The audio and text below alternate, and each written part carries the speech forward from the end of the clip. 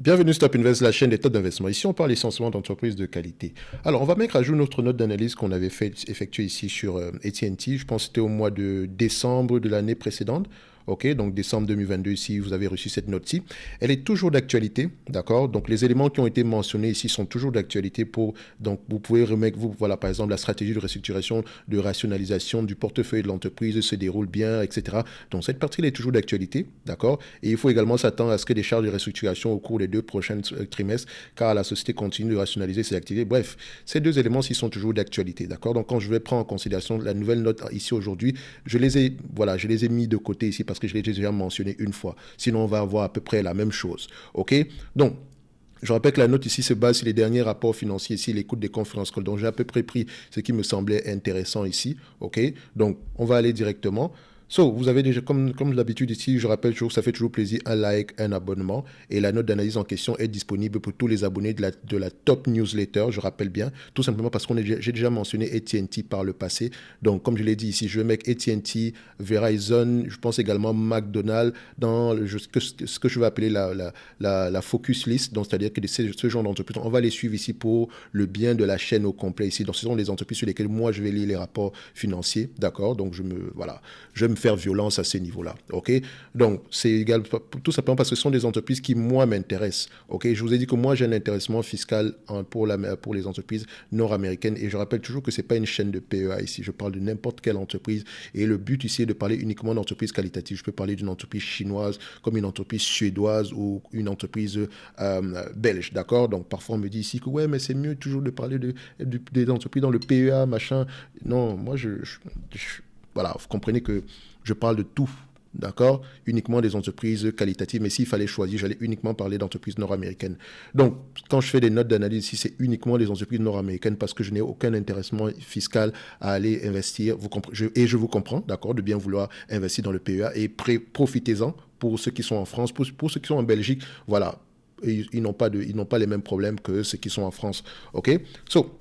N'oubliez pas, quand le gouvernement vous propose une enveloppe fiscale ici, profitez-en au maximum, ok? Mais ça ne doit pas vous empêcher d'aller regarder ailleurs, ok? Et je ne suis pas de ceux qui disent que, oh non, les entreprises françaises, il n'y a pas de très belles entités, il y a de très belles entreprises.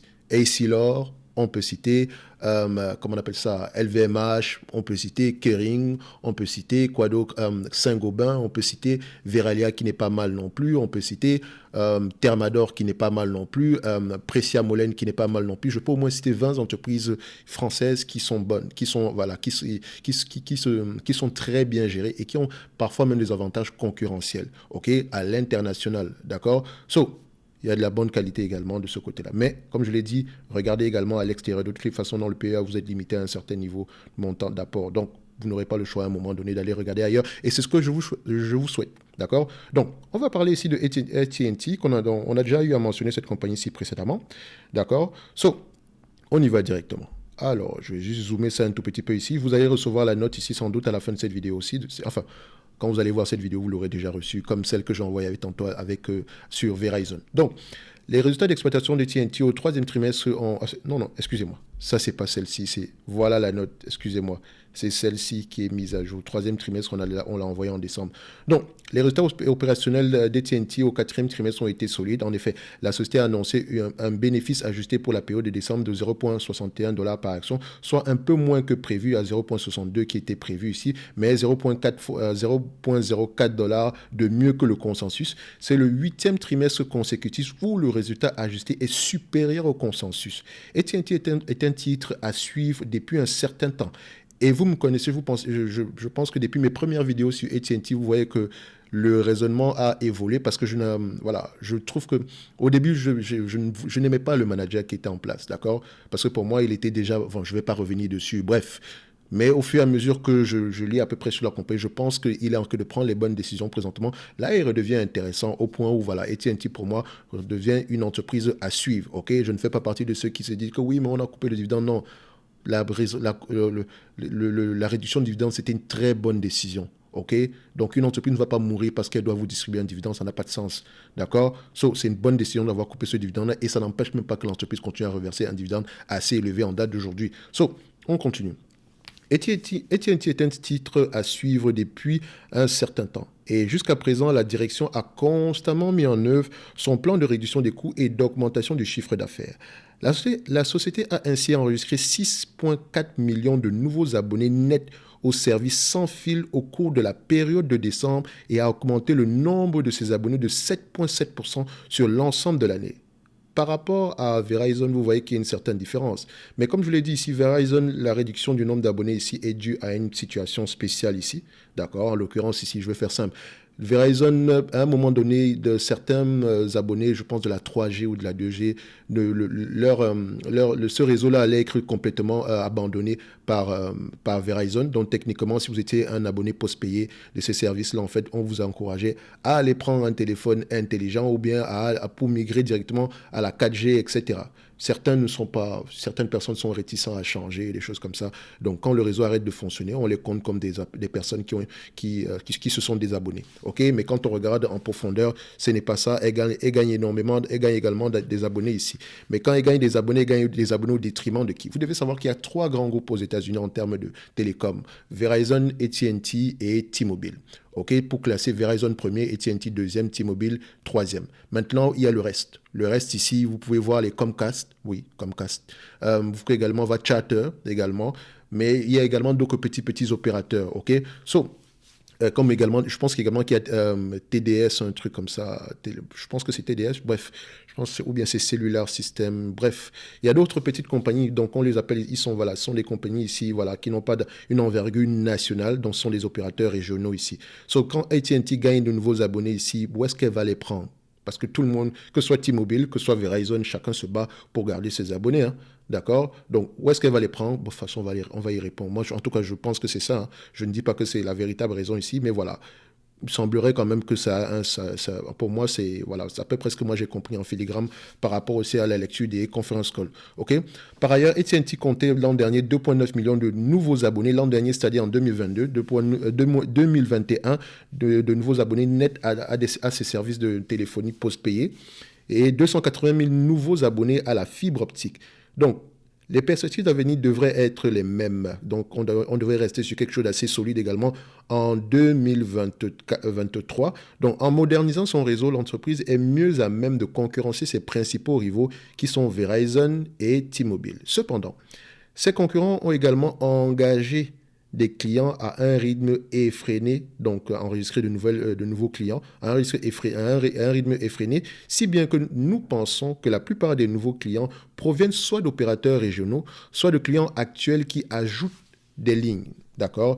Donc, on vous compte comme de nouvelles lignes ici, alors que c'est déjà un client qui, voilà, quand j'ajoute une nouvelle ligne, j'étais déjà un ancien client avant. Donc, ça reste une nouvelle ligne ajoutée ici. En tout cas, c'est l'hypothèse ici. Les estimations de bénéfices pour 2023 ont été abaissées à 0,35 $ par action, soit on s'attend maintenant à 2,40 $, d'accord? Donc, la totalité de la réduction est due à un taux d'imposition plus élevé que prévu. Donc, AT&T a prévu un taux d'imposition de 23% à 24% pour 2023, alors que la société tablait sur un taux de 18%. Les investisseurs à long terme pourraient vouloir étudier ce dossier. Et je répète encore, pourraient vouloir étudier ce dossier. Parce que certains sont refroidis depuis la réduction du dividende ici.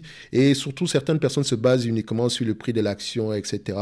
Ou bien sur le revenu qui a baissé sans toutefois aller chercher à l'intérieur le pourquoi du comment. OK? Donc, on voit ici que pour moi, comme je l'ai dit, AT&T a pris la bonne décision en spin-off, en se séparant ici de l'entité Warner Bros. Warner Bros. Ici, parce que voilà, je pense que c'était la meilleure décision à prendre à ce moment-là. C'est deux business complètement différents. Le segment ici, Warner Bros. A ses problèmes. Le segment de télécom ici a ses problèmes. Donc, les deux ne vont pas ensemble. Okay? Les seules personnes qui ont réussi à joindre les deux ici, c'est à peu près Comcast. Et même avec Comcast aujourd'hui, c'est un peu compliqué. OK? On va d'ailleurs parler de Comcast dans les mois à venir, ou bien dans les semaines à venir, si j'ai du temps par rapport à la lecture des rapports financiers et des coûts des conférences call ici.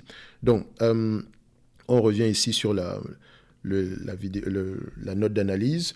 Donc, voilà. Bien que l'action se négocie bien au-dessus de son plus bas niveau sur 52 semaines atteint à la mi-octobre 2022, elle offre encore un bon rapport qualité-prix. Nous apprécions l'action pour son important potentiel de régressement à long terme.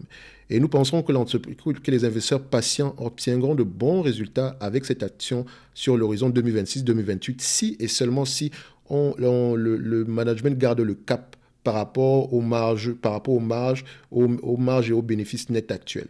OK? So, il convient également de noter que le rendement du dividende est bien supérieur au rendement médian du S&P 500, bien que la société ait réduit le dividende lorsque les activités de Warner Media ont été abandonnées. Donc voilà, abandonné, c'est-à-dire que ça a été vendu ici. Donc, AT&T génère toujours un flux de trésorerie important et le dividende est bien couvert. Donc, c'est à peu près le résumé que je peux faire ici par rapport à la lecture de ce conférence call-là. D'accord? Comme je l'ai dit ici, c'est à joindre avec ce que j'avais dit précédemment ici. OK? Donc, à part peut-être cette première partie-ci, d'accord? Donc, vous voyez ici que ça concerne à peu près un résumé de ce qui a été obtenu l'année précédente, d'accord? Sur le Q4 ainsi que pour l'année. Donc, ça concerne les perspectives à venir ici, d'accord? Ça concerne, voilà, les deux concernent les perspectives à venir ici. Et ça, c'est à peu près mon avis par rapport à ce que je pense de la compagnie sur un horizon à long terme, parce que moi, je ne sais pas faire du court terme ici. OK? Donc, c'est à peu près ça. So, voilà à peu près la note ici aujourd'hui. Donc, je vais vous l'envoyer tantôt. Quand vous allez voir cette vidéo-ci, la note sera déjà envoyée. Donc, sur AT&T, on reste également confiant, comme sur Verizon. Comme je l'ai toujours dit, quand on fait l'analyse quantitative ici, on présente les chiffres, et quand on fait une analyse qualitative, on fait parler les chiffres. Donc, en lisant les rapports financiers, vous pouvez faire parler ces chiffres-là. Donc, moi, je suis confiant par rapport à AT&T. Et pour revenir à ce graphique-ci, vous constatez une chose. Est-ce que les analystes ont souvent raison par rapport à leurs prévisions sur AT&T? Vous voyez que sur les dernières années, si ce n'est pas évident, tout simplement parce que ce n'est pas la même compagnie qu'on a aujourd'hui. Ce n'est pas la même entité qu'on a aujourd'hui. AT&T précédent et AT&T d'aujourd'hui, ce n'est pas la même chose. Avant, on avait le segment des télécoms et le segment média ici. Aujourd'hui, on a juste le segment média. OK?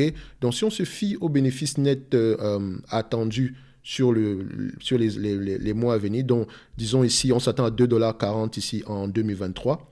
2,40 $ par rapport au prix actuel. On a à peu près 2,40 $ divisé par le prix actuel qui est à 19 $ l'action. J'arrondis bien sûr. Ça donne un rendement de 12,63%. Et si on arrive à avoir le 2,55 $ ici par action, par rapport au prix actuel, on arrive à un rendement sur coût de combien? 13%. OK, évidemment, vous n'aurez pas le 13% au total. On ne va pas vous distribuer le 2,50 $, le 2,40 $ au total. Ne serait-ce que la moitié déjà de ce montant-ci, ça représente déjà un rendement de 6,7% par rapport au dividende. En date d'aujourd'hui, il est à 5,93. OK, donc, enfin, sur Fastgraph ici, il est affiché à 5,93. Et en termes de dette, ils ont les moyens également de rembourser la dette. Je ne vais pas revenir dessus. Je pense que je l'ai fait un tour par rapport à cette dette-là sur la dernière vidéo concernant AT&T qui est sortie ici il y a quelques temps. OK, donc pour ceux qui veulent avoir à peu près un avis par rapport à ça, je vous encourage à aller voir cette vidéo-ci qui parle de AT&T, d'accord? AT&T Top Invest, on met ça et voilà. Et on va avoir un ensemble de... Voilà. Donc ici, je pense que c'est cette vidéo-ci qui date d'il y a un mois. OK? Donc vous voyez qu'on parle d'AT&T. Là, on va parler 1, 2, 3, 4. C'est la 5e vidéo sur AT&T. Donc comme je l'ai dit, je vais la mettre ici dans la focus list ici et on va continuer à la suivre ici chaque trimestre. Ça ne veut pas dire que quand tu publies ces résultats trimestriels, je vais absolument aller lire les rapports financiers directement. Non, je vais attendre un certain moment ici pour les lire. Donc ça va dépendre ça va dépendre de ce que je fais à cette période-là. D'accord? Mais je vais prendre sur moi de les lire ici parce que pour moi, je considère que ces entreprises-là sont sous-évaluées. Donc, ce sont des entreprises qui pourraient également moi-même m'intéresser. Donc, pour ceux qui recherchent un dividende, un rendement, etc., ces entreprises-ci offrent un rendement, que ce soit Verizon, que ce soit AT&T, les deux entités-ci offrent un rendement assez intéressant ici. Et maintenant, si vous me posez la question de savoir, entre les deux, je choisis laquelle? Choisis celle que tu comprends. D'accord? Moi, je comprends les deux entités, donc je peux prendre les deux. D'accord? Pourquoi est-ce que je vais faire un choix si les deux sont sous-évalués? Donc, je prends les deux. À la fin de la journée, je bénéficie de 6% d'un côté, 5,91% de l'autre côté, et moi, ça m'arrange comme ça. OK? Et vous savez que je ne réfléchis pas juste en termes de dividendes, et c'est ça, voilà. Quand je parle de 6%, c'est juste pour que vous puissiez comprendre ici. Mais moi, je considère ici que j'achète quelque chose ici qui a le potentiel de me reverser à peu près 12% sur mon prix d'acquisition actuel. D'accord? Donc, le business model est correct. Il ne sera peut-être pas croissant parce que sinon, c'est un business qui est mature. OK? Donc, pour moi, j'aime bien ce genre d'entité-là. Et en période difficile ici, ça m'étonnerait que beaucoup d'entre vous coupent le téléphone ou bien coupent Internet. OK? Vous allez peut-être réduire les coûts. Mais en termes d'Internet, etc., vous allez garder Internet parce que c'est devenu à peu près ici comme, voilà, c'est un besoin de base aujourd'hui. Internet est très important. Bref. Et qu'est-ce qu'on peut rajouter ici sur AT&T? C'est à peu près tout, hein. Donc, comme je l'ai dit, ici, on va continuer à suivre le dossier. Et comme je l'ai dit, pour ceux qui veulent aller plus loin, on a le service Top Premium où on présente généralement des notes d'analyse pour des entreprises qui nous intéressent dans notre propre portefeuille ici. Donc, généralement, ce sont des entreprises qualitatives et également de ce côté-là, on fait le suivi. D'accord? Donc, ici, sur la Top Newsletter, les entreprises dont je parle présentement et sur lesquelles je fais des notes d'analyse, ce sont des entreprises que j'ai déjà eu à présenter ici avec des notes d'analyse par le passé. Ok? C'est juste pour vous montrer à peu près comment est-ce qu'on évolue, comment est-ce que le raisonnement peut changer et quel est le bénéfice de lire les rapports financiers, d'accord? On est moins surpris par rapport à certaines informations et vous l'avez vu par rapport à Intel la dernière fois, etc. Ce sont des informations qu'on pourrait déjà retirer en lisant les rapports financiers. La réduction du dividende, c'est une bonne décision, d'accord? Et vous savez que depuis que je suis sur Intel, j'en parle tout le temps. Et voilà, ça s'avère toujours être correct ici. C'est la même chose. Moi, vous pouvez également le faire avec des entreprises françaises, comme par exemple, dernièrement, on parlait de quelle entité encore, comment elle s'appelle encore celle-là? Score. On parlait de Score qui a réduit son dividende également, ce qui est une bonne décision. Et j'en parlais également dans une vidéo précédemment ici que ça sera une bonne chose, ça sera un bon signal ici de réduire ce dividende-là, surtout si on doit se recapitaliser ici, parce que c'est un business c'est un business assez compliqué quand même. Ok, la gestion du risque, il faut absolument faire le maximum d'économies possible, au moins d'avoir un bilan solide. Donc, bref. Ce sont des choses que vous pouvez voir en lisant les rapports financiers, les amis. Donc, ce que je sais ici, c'est pas de la magie ou quoi que ce soit. Donc, lisez, écoutez, et c'est un avantage concurrentiel énorme. Ce n'est pas une perte de temps. D'accord? Parce que ce n'est jamais une perte de temps. La perte de temps, en fait, c'est d'aller mettre son argent dans une entité ici sur laquelle on n'a jamais lu et qu'on se base en se basant uniquement sur des éléments quantitatifs qui sont la croissance du dividende ou je sais pas quoi. D'accord? Donc, ça, c'est une perte de temps totale ici parce que ce n'est pas de l'investissement, c'est de la spéculation. D'accord? Donc, je ne cesserai jamais de le dire ici. La meilleure formation, c'est la lecture des rapports financiers. Pas à pas, un pas devant l'autre, si vous allez y arriver, d'accord? Mais commencez aujourd'hui. C'est aujourd'hui qu'il faut commencer. Donc, dans tous les cas de figure, on va se donner rendez-vous sur la prochaine vidéo. Un like, un abonnement, ça fait toujours plaisir. Et comme je l'ai dit, les liens vers la Top Newsletter ainsi que le service Top Premium sont dans la description de la vidéo ici. Et on se dit à bientôt. Merci.